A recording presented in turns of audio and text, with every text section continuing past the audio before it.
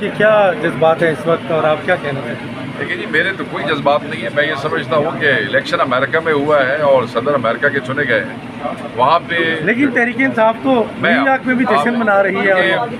Overseas Pakistanis جو ہے ان کی ایک بہت بڑی تعداد ہے وہاں پہ امریکہ میں، اور وہ جو ڈائسپورا ہے اس نے میجورٹی نے پریزیڈنٹ ٹرمپ کو سپورٹ کیا ہے.